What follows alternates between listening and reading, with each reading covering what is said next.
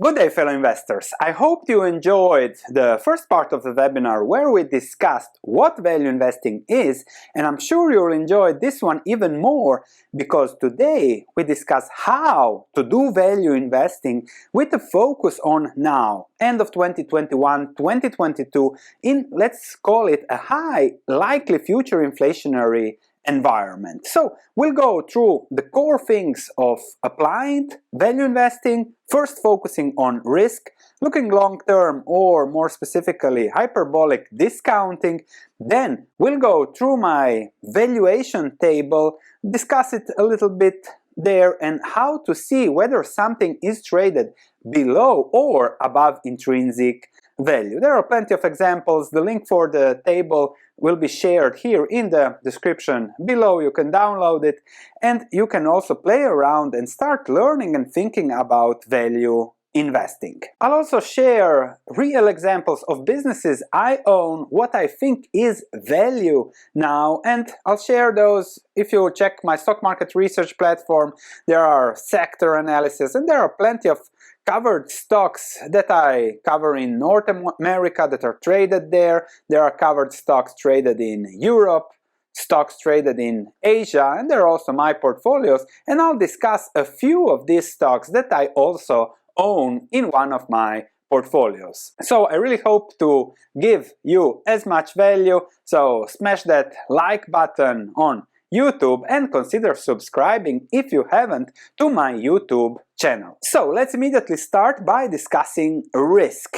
If we go to Warren Buffett, he says rule number one of investing is don't lose money. Rule number two, check again, rule number one. And I also start with this concept because it's the core of everything else. It is the most boring one of this webinar, but if you stick through this don't lose money concept, then you are a value investor. You can become a really good value investor. If you can't understand this concept, then value investing is simply not for you. Thank you, goodbye. Why it is so important to avoid risk first? Because value investing is about compounding over the long term. This is an example where we invest 1 million, 1,000, whatever you feel comfortable with. Let's say we invest 1 million now and we compound it at 15% per year. After 20 years we get to 16 million. So you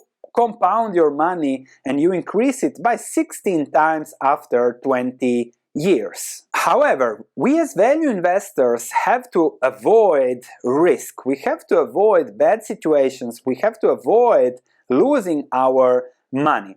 And that's why we go the opposite of what's hot and trendy. For example, the Nasdaq was extremely hot and trendy in the late 1990s, but those that invested there after 10 years were still down 64%, and very few had the stomach or the knowledge to hold for what came lately. And also anything can happen here. When something goes up 100% over 2 years, it's really a momentum, sentiment play, and you have to see about the businesses whether there is the risk for another such situation to happen, or this will continue going higher and higher. I think there is a chance that this doubles again, but there is also a chance that the Nasdaq is 50% down 10 years from now. And that's a risk when it comes to investing I want to avoid, because if I have a portfolio and I have 50% down year in 15 years instead of 15% up, so everything else is great, my portfolio increases, compounds over time, just 1 year down of 50%, and I lose half of my capital, even more than half, over 20 years. And that's why Warren Buffett says, don't lose money, don't lose money. So focus on not losing money, because just one mistake is simply too costly to do. So how to focus on risk? Of course, there are a lot of details, we'll discuss them in a second. How to focus on risk is ask yourself questions. What can possibly go wrong with that investment? And perhaps even more importantly, how would I survive things going wrong? That's the key. And then risk is not volatility. Each of my positions can crash 50% tomorrow, but then I consider, okay, would that be an opportunity in this environment, or it is risk where something can really go wrong and I would be forced to sell? So risk is defined as the potential of permanent capital loss or long-term returns lower than expected. So the Nasdaq being 50% down in the next 10 years, that is long-term returns lower than expected. But a stock falling 50% tomorrow, that's not risk, that's just volatility. If nothing changes in the business, then that is an opportunity. And if I apply that to the current investment environment, we have high valuations, low interest rates, and the Fed and all other central banks in the world printing money hand over fist. If we look at valuations, so the price-earnings ratio, what are you paying for the, and if you look at the level current, it's at 38.51, which has been higher only once and during the peak of the dot-com bubble. Even in the 1929 bubble, it has reached only 30. So if things change in the market based on a valuation situation, then investors are in for a very, very rough market ahead. If we look at what are the expected returns with valuations at 30, then you can expect an average long-term return around 1–2% from investments. And that is thus a very big risk for value investors, because value investors want to increase those long-term returns. Therefore, focusing on things that are less risky from a value investment perspective, and that means, let's say, price-earnings ratio of 10, and you can see immediately how if you buy something with the long-term earnings potential of above 10%, then already the returns are in the higher ranges. And that's a risk I want to avoid. And therefore, we first focus on risk. Also, we are in an environment that is pricing in low interest rates forever, but I think interest rates can change anytime. So when I invest, I have to always think, okay, what happens to my business if interest rates change? For example, if we look at the effective federal funds rate, now it's at 0, and it has been at 0 over the last 10 years. That's really a historical first that we have such low interest rates. But if we go back in history, interest rates were low also in the 60s, only to explode over the next 2 decades. And if given the levels of likely inflation ahead, if that happens, I always want to think, okay, what happens to my business? And here we come to the current investment environment. SPACs, new IPOs, hot companies that never made a profit, that are based on getting new and new capital constantly. If the capital dries up, what happens to your investments? Those go to 0 with those highly speculative bets. And that's something, again, that value investors try to avoid. As Warren Buffett says, you never know who's swimming naked until the tide goes out. And given the money in the environment, also, if we look at how are the central banks across the globe behaving, everyone is just printing money, and the stability of the printing, the liquidity that's put into the system is incredible, which leads to a risk of inflation and higher interest rates down the road. To avoid such risks, one has to focus on on businesses that will do good no matter what. And what are the businesses that will do good no matter what? Well, we have Warren Buffett that simply tells us and has been telling us for the last 50 years how to find such businesses. If we go to 1980s letter to shareholders from Warren Buffett, this is from Berkshire, he writes down what he's looking for. He's looking for, okay, large purchases because he had a lot of money. And then number 2, demonstrated consistent earning power. He's investing only in businesses that make money. So guess what? That's a secret. Then 3, businesses earning good returns on equity while employing little or no debt. Why is this so important? Because interest rates, liquidity, that can always change. And if that changes and if you lose money, then you are not allowing for compounding. You want to own businesses that will do good no matter what. And then he also looks for simple businesses that he can understand. And such simple rules, but we as humans always try to complicate things, and we try to look at new ventures, turnarounds, auction-like sales, and ever popular among brokers. I'm sure something will work out from this merger or acquisition that you can do so that the investment bank gets the commissions for the interesting spec deal or who knows what they have invented. So focusing on great businesses at a fair price without the risk of something in the environment happening that leads to permanent capital losses or lower returns over the long term. If the valuation is 50, 40, 50, then the earnings yield is 2%. So if in the next 10 years the market doesn't expect a price-earnings ratio of 50 but of 25, that's already 50% down because the expected earnings yield goes from 2% to 4%. If the business doesn't have the pricing power to increase alongside inflation, then you are looking at a long-term permanent capital loss or lower than, let's say, expected return. That's a risk you want to avoid. And here there is a key differentiation. When it comes to risk, we are looking at the risk of the business having issues or not being there in the next 5-10 years. We are not looking at the risk of the stock dropping 50%. The markets are irrational in the short term, so anything can happen in the stock market. Let's just check Berkshire Hathaway, the value investment of all times.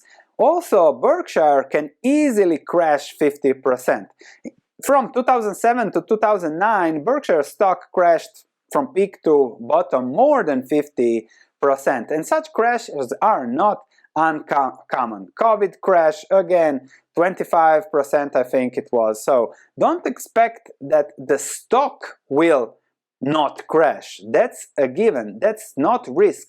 That is volatility. What you want to focus is, will the business keep on delivering? Because among those short-term crashes, if you buy something where the business keeps on delivering no matter what, then you have a stellar compounding long-term return. And that's why you want to focus on great businesses. Just an example, on my research platform, I recently analyzed Dole, which is the banana company. You might know, you might remember it. And if you look at what they did, and it's just a fresh IPO, new entry to the market, so they sell bananas. But then I'm looking at the history of the Total Produce merger, but also of Dole, and then they went public 3 times in the last 20 years, then the stock would crash, then the owner would take it private again, permanent capital loss, then that happened again, and now they went public again through a reverse merger when the subsidiary acquired another company. And simply there is so much financial engineering, and I don't know whether the company will be taken private again in the next 3 to 4 years at a price that is lower than the current price. Which means that's something I'm not going to touch because there is too much risk of permanent capital loss or of the management, let's say, screwing with me from an investment perspective. And therefore, I simply say, next, let's go to better businesses that have that long-term compounding focus on creating value from a business perspective to shareholders. And another point on risk, and there is also uncertainty. Risk and uncertainty are two very different things. The market and 90% of humans can't understand the difference. And I want to show Warren Buffett's Apple purchases as risk versus uncertainty. Warren Buffett started buying Apple somewhere in 2015, I think, and he was adding to the position till 2018. So when the stock price was, what is this, a fifth of what it is now. And I remember also writing an article on Apple in 2016 discussing what will Apple look like in 40 years, because the price-earnings ratio was 10. But if you look from May 2015 till 2016, Apple stock went down 30%. Why was that happening? Because the market was uncertain whether Apple's future sales will grow at 10-15% or will grow at 2 or 5%. That was uncertainty. The market hates uncertainty, and therefore the market sold Apple stock 30% because they didn't know whether it will grow 2% or 15%. That's why people say, oh, that's too risky. No, that's just uncertain. And then you as an investor look, okay, do I like Apple at a price-earnings ratio of 10 and 2% growth? Of course I do. That's why Warren Buffett bought, I bought in 2016, and that's value investing. You have to see, okay, what's risk, what's uncertainty, and then see at the value and take advantage of what are the opportunities the market gives you. But you said, Sven, you're going to give us current examples. This is from 2016. Well, let's go to the current situation. So, a recent purchase by Charlie Munger is Alibaba Group, and we'll discuss that more in the next few chapters, but there you have an example that's similar to Apple, let's say 5, 6, 7 years ago. Alibaba, the market is uncertain whether it will grow 10% or 30%, and therefore it's better to sell. We'll discuss more about that in a moment when we touch on another key value investing concept, which is hyperbolic discounting. Hyperbolic discounting is our inclination, human nature, to choose immediate rewards versus long-term rewards. And if you look at what's going on with the stock market, even with Bitcoin prices, people are just about, if I put my money now, where will it be in 3-6 months? It's incredibly hard to think as an investor and to think, okay, where will this be in 5-10 years? Simply, that's not a concept 98% of the population has, and that's why value investing always works and only 2% of the population can apply value investing. If we go to exponential discounting, where we look at the long-term values of cash flows, that's simply a line that gives you discounting. But people don't like to see it like that. They put a higher discount rate for immediate returns, and there is where the opportunities are created. For example, a study says that subjects said that they would be indifferent between receiving $15 immediately or $30 after 3 months, $60 after a year, or $100 after 3 years. Discount rates implied are 277%, and then longer, those discount rates decline to still staggering 63%. Let me give you a great example. So, $100 per year received, and what's the value people give it now with an exponential discount rate and a hyperbolic discount rate? So, most people, if I would ask them how valuable are $100 to you that you will receive in 2 years, the value would be below $50, while at an 8% discount rate we are at 86 something. And that's how people discount. In 5 years, most people simply don't see the value of getting $100. And the same is with the stock market. And this is extremely important when it comes to investing. Because, as Benjamin Graham says, often Mr. Market lets his enthusiasm or his fears run away with him, and the value he proposes seems to you a little short of silly. And let's see now the discussion on Alibaba that Charlie Munger bought. Because if we look at the discounting here, people want to double their money in the next two years max, in the next 1 year. If they don't know what will happen in the next 2 years, they simply sell the stock. And everyone was so exuberant about Alibaba just not even a year ago, but then there were some uncertainties and people don't know whether Alibaba will grow, what will happen with the government, will it grow 5% or 15%, and therefore the stock crashed 45%, and nobody wants to touch it because, why? Because the stock will not double in the next 6 months or a year, or people don't know that it will double. When the stock price will start going up and will be up 30-40%, Alibaba will again be the hottest stock out there. But nobody wants to hold it for, I don't know, a few years to see what that happens, and people are even more afraid of seeing it going down another 30-40%. That can easily happen. But we as value investors, we apply exponential discounting. You have to see what is the return you are happy with over the long term, and then you can buy a stock. And I'm going to use also Alibaba in the intrinsic value calculation to see at what price is Alibaba good for you. Charlie Munger invested in Alibaba 17-18% of his portfolio at the price of $226. If we look at the stock price now, it is much below what Charlie Munger paid. So Charlie Munger paid $226 and is down 25% since then.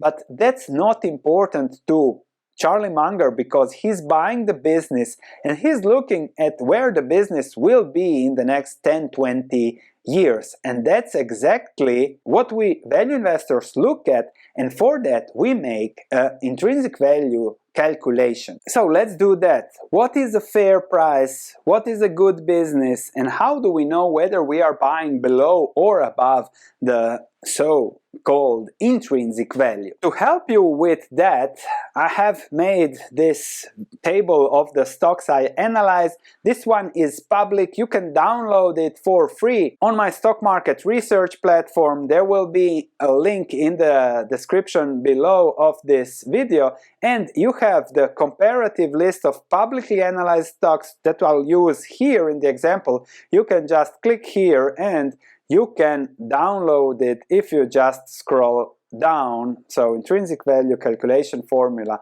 you have everything there. If you're interested in the premium one, you can check everything on my premium side. You have here also the premium version with my covered stocks and everything on my research platform. So now let's go here. I have a lot of companies, a lot of analysis, and as we said, we will talk about Alibaba. So this is my table, and in this case I have analyzed Alibaba based on a cash flow per share basis. So cash flow per share is not in euros, sorry, so in American dollars to make things easier. So 9.23 for the last year, most likely. If the growth rate over the next 5 years is 20%, 15% in the subsequent 15 years, if I apply a discount rate to 10% on the future value, which is just the future stock price that I see there if in 2030 the cash flows grow and the price earnings or the price to cash flow ratio is 20 in 2030, then Alibaba stock in 2030 will be $803.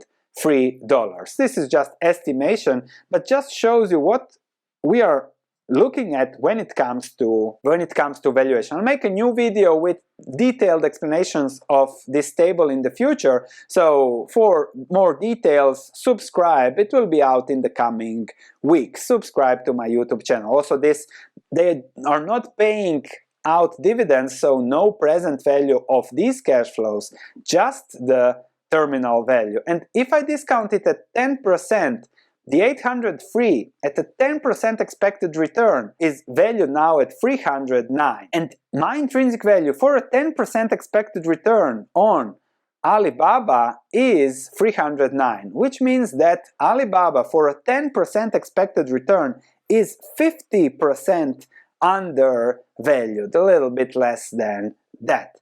And that's why many value investors have acquired this business at the levels it has recently been trading in. And of course, there is the more exuberant situation. If it grows even faster than 20% and the terminal multiple is 30 down the road, then it could be 10 times the current stock price, which is possible, a little bit more unlikely. But when you value something like this, then you know, okay, will this business grow? If it grows at a slower rate, what happens?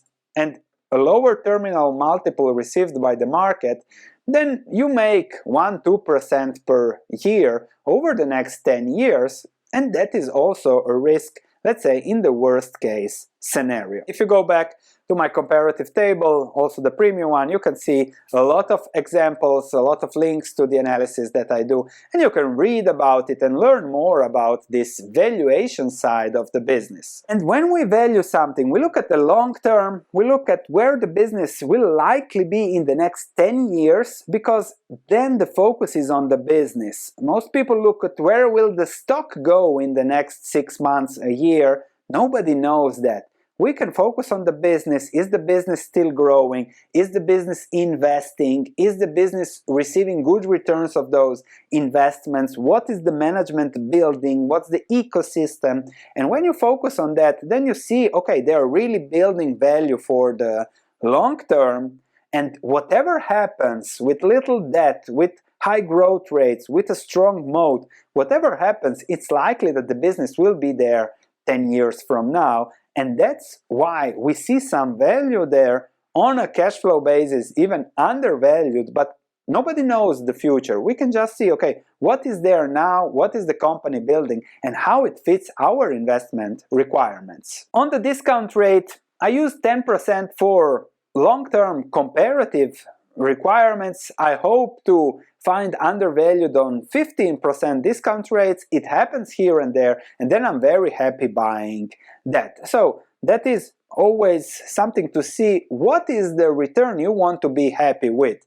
It's not about outperforming or underperforming the market. It's about reaching your financial goals. So I set 10%, I compare all my investment opportunities, and then I see which one is the best. But that's just the start. Then you have to look at the individual risks and see how it fits your portfolio too. So I think the present value for a 10% discount rate is 309 for Alibaba, for a 15% is 198, and I think, yes, in the next 10 years Alibaba stock can be around 1,000, which will give me 4, 5, 6 times my money at certain moments in time. Depending whether it is 10 years, it will be 15%, whether it is 5 years, it will be 30%. You never know on that, but that's the uncertainty there. As long as the business is growing, doing it what the business does, no matter what the market thinks, I will end up okay. In the short term, anything can happen. And that's what we do. We accumulate businesses that grow, that compound over the long term. And if you buy businesses that compound over the long term, then your investment returns will likely be good. And if you focus on risks, you will always make mistakes. Maybe Alibaba is a mistake. We will see that 5-10 years down the road. But if you focus on risk, you try to minimize those risks. And if I do good on 3 out of 5 investments that I do, then the 3 investments that do good will certainly also cover for the here and there investments that do bad. That's a given. We can't know the future, but that's also something we have to accept and then be greedy when others are fearful. So I hope I have given you a good indication of how to do value investment today. It's not about having a stock to buy every day, every month. I'm happy with a stock to buy every year. Over 10-20 years, you build an incredible, strong business portfolio. You reinvest the dividends, reinvest your income, and you are financially independent over the long term, no matter what happens with the market, with the Fed, with politics, with whatever. That is, for me, investing. And you want to find a slow and steady, sure way to come to financial independence. I think that it's crazy that people bet their financial independence on things that might or might not happen. That's crazy, because I don't want to bet on that. I want to be as sure as possible to reach that. That's value investing. It's boring. It's often going counter to what the market does, because the market focuses on what stock will double in the next year. We focus what business will be there in 5-10 years. That's a very different mindset, but that is what value investing is. Put your questions in the comment section. I'll try to get the 10 key questions. Also, if you see another question, comment on that question so that I know, okay, take this question, and I'll make a new video discussing those questions separately to give them structure and to go deeper into this value investment topic. I'll also make the intrinsic table new video with really details, thanks to all your feedback that we have received until now. Thanks for watching, and I'll see you in the next video.